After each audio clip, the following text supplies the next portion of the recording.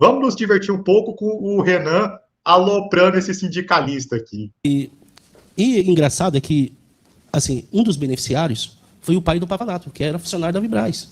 Então, eu queria saber sua visão sobre isso, sobre os sindicatos, se realmente são todos ruins, ou não tem alguma coisa que se aproveita, etc. Veja só, se a partir da premissa que pessoas vendem sua força de trabalho e pessoas têm direito à livre associação, portanto, pessoas fazendo uso do direito à livre associação, negociarem melhores condições de trabalho é legítimo. Então, eu acho que a ideia de organizações autônomas para negociar valor de trabalho, etc., e condições de trabalho, ser legítimo é parte da minha premissa de um cidadão que vive num Estado democrático de direito. Eu não gosto não só da ideia de unicidade sindical, mas a ideia de que os sindicatos eles terem um monopólio sobre temas e regiões. Eu acho que qualquer um pode se organizar para negociar com uma empresa melhores condições de trabalho. Então, eu acho que assim, é legítimo a organização. O que eu não gosto é o modelo atual, que é um modelo mafioso. Os sindicatos são máfias. Inclusive se matam. Tem um caso agora em Sorocaba, envolvendo o sindicato de prestadores de serviço na área de transporte. É horroroso. É máfia. Um matou o outro. Há exploração do trabalhador, há corrupção nisso. Agora, se houver concorrência, não que não deixará de haver, vamos dizer, corrupção no setor, ou a representação será perfeita. Nunca nada é perfeito. Mas é melhor. Eu acho que a ideia de você ter concorrência e você ter sindicatos que não são voltados à perspectiva revolucionária B ou C. Mas sim. É uma opinião polêmica que eu vou dar aqui, mas se vocês forem pegar o conceito, a ideia de sindicato, ela teoricamente não é uma ideia ruim. É até uma coisa boa. Por quê? Né? Assim, eu não vou ser inocente aqui de achar de que, sei lá, de que uma pessoa, um funcionário sozinho, vai ter plenas condições de exercer barganha sobre o seu patrão ali, dele sozinho, realizar uma negociação justa pela sua força de trabalho, né?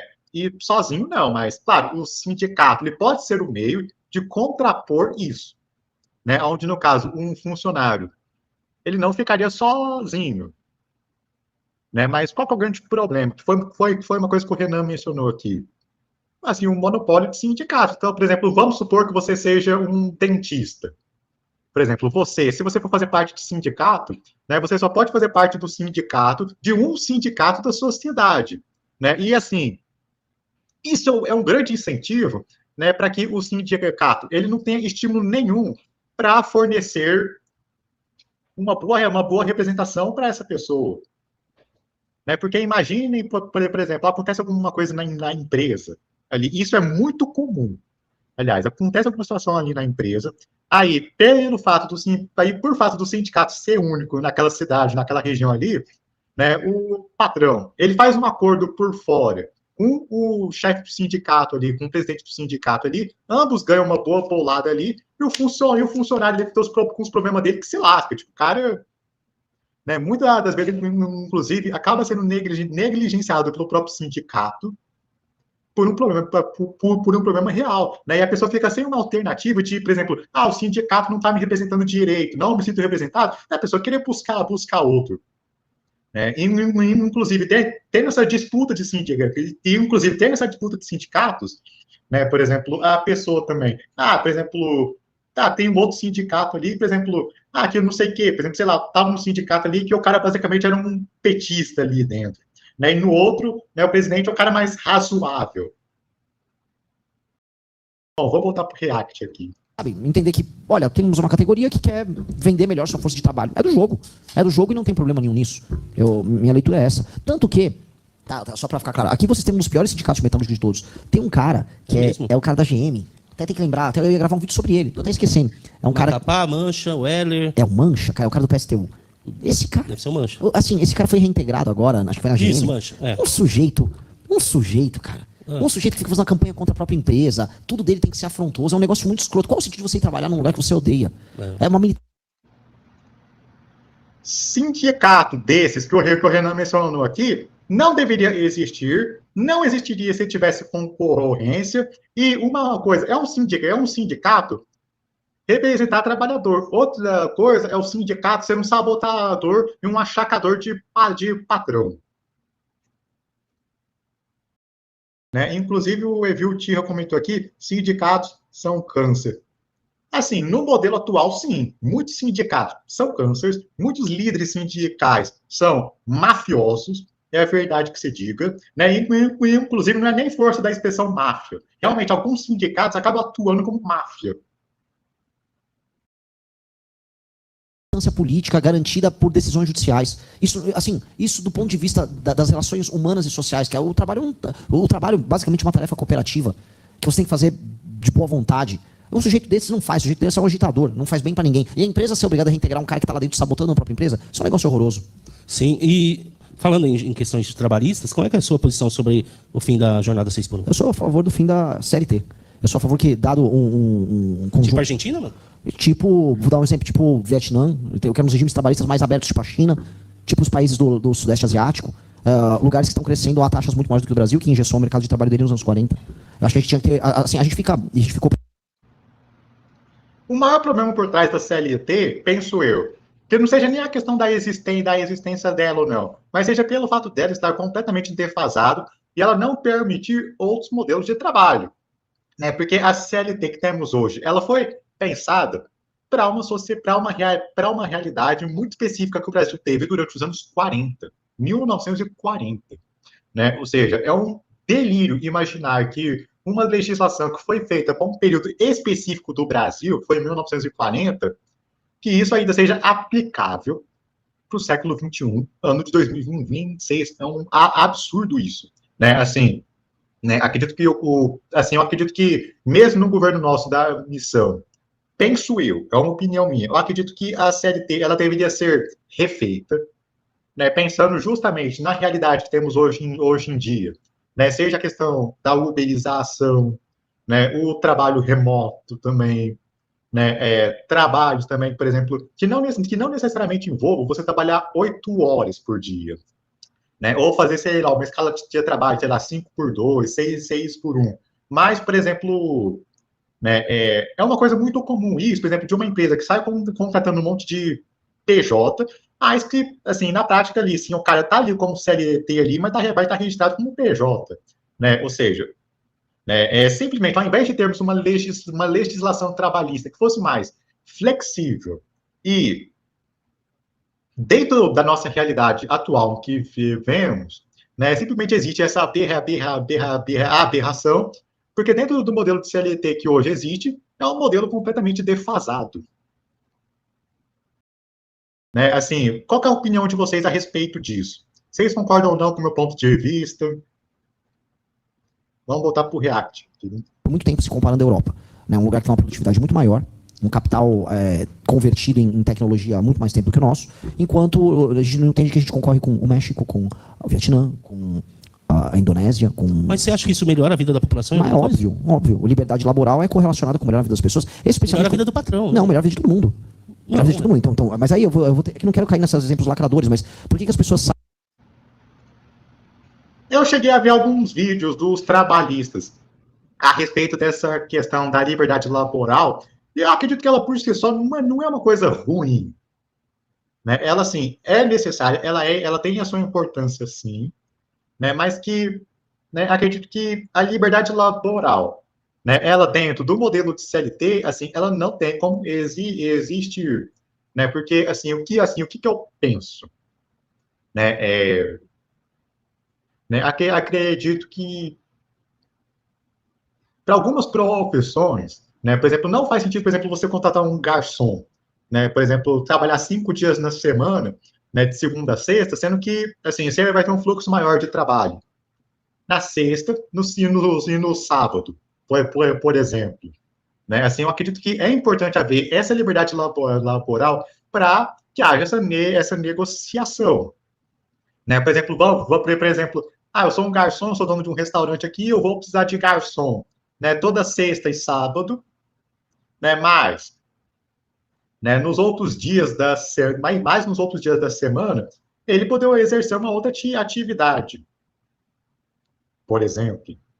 Né? E, claro, isso é uma opinião minha, mas eu acredito que não existe problema, por exemplo, de um funcionário exercer mais de uma função dentro da empresa, porém, claro, isso precisa ser especificado, precisa ficar claro, e negociado antes. Inclusive, um sindicato, ele poderia justamente, ao invés de você ter um modelo engessado ali, ser um ente, né, que seja justamente para defender o acordo, o que é acordado entre um funcionário e um patrão ali.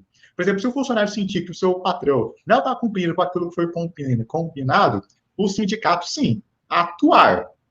Né? E não de querer ficar forçando o modelo falido que é a CLT atual. Aí sim seria uma atuação que o sindicato deveria ter. Saem de lugares extremamente regulados em termos laborais e vão para lugares menos regulados, por exemplo, os Estados Unidos da América. Já não estão indo mais tanto. Não, imagina, não estão vindo. O maior problema, o Trump foi eleito com o tema da imigração.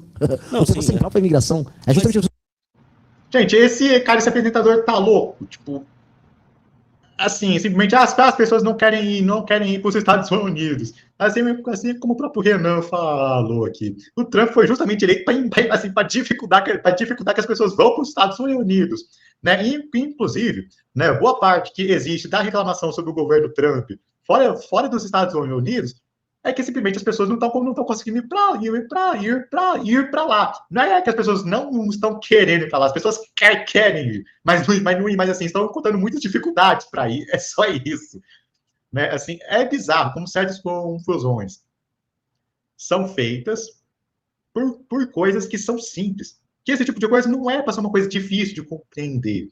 Né? Como vai ter um momento que eu acho que isso vai ficar mais claro.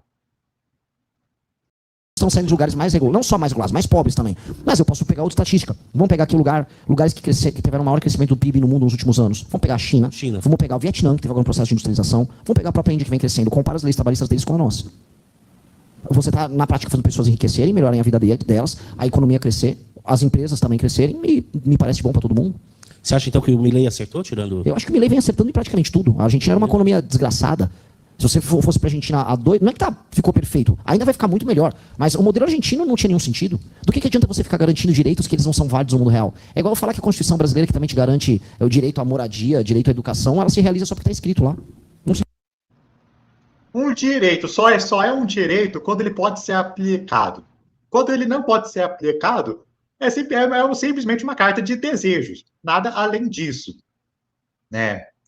E, assim, eu acredito que boa parte da legislação que existe, mesmo as legislações, assim, a legislação trabalhista brasileira hoje, em sua grande parte, ela é uma carta de desejos, ali, simples, né? Porque, mesmo que tenha uma miríade de direitos ali, boa parte da mão de obra no Brasil, dos empregos no Brasil, são trabalhos informais, né? Assim, simplesmente, assim, né, com essa discussão que está tendo do fim da escala 6x1.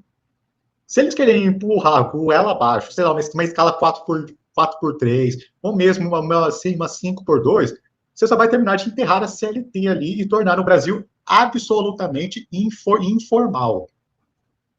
Realiza. É uma questão nominal, você bota no papel. Mas é apenas algo nominal, não é algo concreto. Você já foi CLT? Nunca fui CLT, fui estagiário e depois, graças a Deus, fui sempre empresário, pequeno empresário. Sua família é rica? Não. Eu vim de uma família de classe média, depois uma família de prestadores de serviço. Depois trabalhei prestando serviço, trabalhei como aprendiz, fui estagiário por um tempo no universo do direito. E aí fui primeiro começando a aprender com meu pai, depois fui sócio de uma empresa menor, depois fui sócio de uma empresa maior, e aí depois eu parei. Tá, mas... Parei no sentido de trabalhar com o universo de metalúrgica, depois eu fui prestador de serviço. Então você acha assim, que 13º, férias, fundo de garantia, isso deixa deveria existir? Isso deixa para o trabalhador decidir. Eu tenho certeza que, assim, dado que o 13º não existe, o 13º é apenas o salário anual da pessoa, que é repartido em 13 vezes, não em 12. Né? Porque o custo para o empregador é o mesmo. Mas o empregador não pagaria se não fosse O empregador ele paga um custo anual que está dentro da planilha de custos dele. Não é porque você repartiu, eu posso repartir em 15 vezes o salário do cara. Se o custo ficar inviável para o empregador, ele não vai pagar. Se quiser, pode repartir em 20 vezes. Eu fiquei o 20º salário. Agora, o custo é determinado. Isso que o Renan falou agora é uma coisa absolutamente óbvia. E quando você tem que explicar para uma pessoa por que não existe 13º salário, é apenas o salário que você ganharia no ano, dividido em 13 partes. Você tem que explicar isso para uma pessoa e a pessoa não entende, ela se recusa a entender. Inclusive, isso é um sinal também de baixo QI, uma pessoa não ser capaz de compreender média. Porque imagine um bolo. Se você dividir um bolo em 8 partes, assim, você concorda que, assim, vai ter, tipo, sei lá, você tem 8 pessoas, você vai dar um pedaço de bolo para cada pessoa. E vamos supor que você, ao invés de cortar em 8 pedaços, você corta em 10 pedaços. Aumentou a quantidade em si de bolo? Não. Só quer dizer apenas que as pessoas elas vão receber uma fatia menor do bolo. É só isso. Né? Aliás, um outro sinal também de baixo QI também, né, é uma pessoa também, além dela não conseguir compreender média, ela também não conseguir compreender ironias, por exemplo, entender ironia, por exemplo, às vezes, por exemplo, eu percebo que o pessoal, por exemplo, às vezes, por exemplo, quer ficar levando tudo a sério. Né? E não de imaginar, por exemplo, que você está falando, às vezes, alguma ironia, né? Você está fazendo um paralelo com alguma outra coisa, né? Ou você está sendo sarcástico, ou você está falando no sentido figurado. Por exemplo, quando teve aquela polêmica ali do Renan que desejou ali, falou que Flávio Bolsonaro deveria morrer ali, assim, muitas pessoas levaram aquilo lá ao pé da letra, achando que, sei lá, que o Renan realmente iria matar o Flávio Bolsonaro ali. Realmente, sei lá, ia querer que o Flávio Bolsonaro morresse ali, fisicamente ali. E sendo que, na verdade, ali, o contexto que o Renan estava falando ali era da morte política dele. Por uma série de coisas. Se o seu preço final de um produto ficar inviável para ele ter escala, você não vai ter produção. Se a concorrência internacional destruir o seu preço, não adianta nada. Então, na prática, a gente está vendo as pessoas indo para a informalidade e trabalhando de outras maneiras. Hoje, uma pessoa prefere ser um atendente no supermercado CLT ou ela prefere ser um Uber? A pessoa prefere ser um Uber. Ela consegue fazer a escala de trabalho dela, de acordo com a autonomia dela, e ela não tem 13º, não Mas tem é essas que as coisas. pessoas não pensam muito no futuro, né, Renan? Mas eu acho que uma pessoa que prefere ser um caixa do supermercado. As pessoas não pensam no futuro. Gente, como uma pessoa vai pensar no futuro se ela simplesmente é incapaz de decidir sobre ele? Né? Porque, assim, eu posso até compreender, assim, muito antigamente, quando as pessoas não tinham uma noção básica, né? Assim, onde o máximo que havia de investimento ali era a caderneta de poupança. Né? Assim, nessa época, principalmente períodos onde o Brasil teve muita instabilidade econômica, foi aquele período da hiperinflação ali, né, onde as pessoas elas simplesmente não tinham uma noção grande do dinheiro ali, até poderia fazer sentido dizer isso. Tipo, você vai pegar uma parte do salário dela ali para você criar alguma poupança ali, algum fundo, alguma coisa ali. É uma coisa. Só que hoje em dia, né, dado que o brasileiro teve um acesso bancário muito maior do que ele tem um acesso bancário muito maior do que tinha antigamente, né, assim, o que seria melhor? Você deixar quase metade do seu salário em Previdência Social, FGTS, ou simplesmente você pegar essa metade do seu salário que iria para o governo cuidar para você e te pagar quando mais velho. Né? Por exemplo, você poderia pegar esse dinheiro, você devia ter essa liberdade de pegar esse dinheiro e colocar, por exemplo, no investimento de banco, sabe? Numa LCI, numa LCA, num CDB. Só não no CDB do Banco Master, tá bom? A gente coloca assim, vai investir em CDB ali, não é recomendação de investimento, mas se for colocar, investir em CDB, pensar em investimento de longo prazo, assim, coloque numa instituição grande, num bancão, pelo menos. Não num Banco Master da vida, por favor. Um Uber hoje, ela realmente pensa menos no futuro dela. Ela vai ganhar menos? Lógico. Não, ela mas ganha tem menos. a Seguridade Social. Que etc. Seguridade Social, cara? Você tem uma aposentadoria que talvez a gente consiga manter se a gente reformar? Que seguridade? Que autonomia ela tem? Que capacidade de poupança ela tem? Ela não tem nada. Uhum. Ela basicamente não tem nada. As pessoas, elas acreditam, volto a colocar aqui, que elas têm direitos nominais. E elas sabem que elas não têm. Na verdade, elas nem acreditam. Elas só estão vivendo e sobrevivendo. E elas não têm capacidade de fazer o exercício de negociar a própria hora de trabalho dela, montar as escalas de trabalho dela. E eu acho isso muito ruim. De verdade, muito ruim. Foi um modelo que foi desenhado nos anos 40, nos anos 50, mas o mundo não é mais esse. E nem foi bom naquela época. Nem foi bom. O Brasil ele tratou de se engessar todo aos moldes europeus sem ter se industrializado, sendo ainda um país rural e pobre, que é o Brasil dos anos 40. Sim. Renan, você é contra o fundo eleitoral, fundo público? E se... Bom, ele vai começar a falar de outros assuntos aqui, né, mas eu pessoalmente adorei ver isso daqui. É uma discussão muito interessante. Né? Essa questão trabalhista também, de direito trabalhista. Né? Porque às vezes eu percebo que o pessoal às vezes perde. Né? Assim, às vezes as pessoas ficam preocupadas às vezes, em debater coisas que não são úteis e que não vai fazer diferença na vida das pessoas, né? E sendo que, na verdade, esse tipo de discussão você tem um impacto direto na vida das pessoas.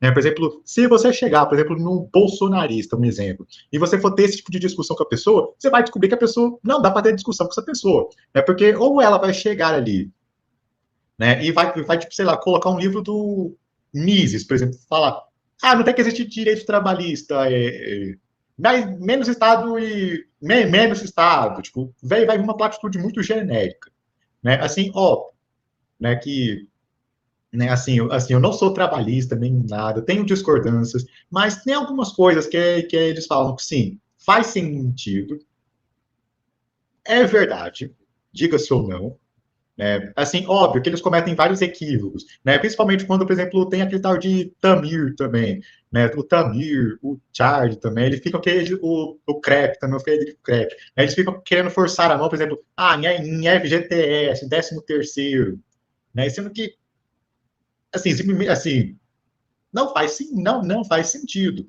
né? Enquanto outras que realmente fazem sentido, né? Por exemplo, o que eu falei anteriormente, né, de uma desigualdade na relação que existe, na desproporção de forças entre o funcionário e um patrão. Como que você vai equilibrá-la?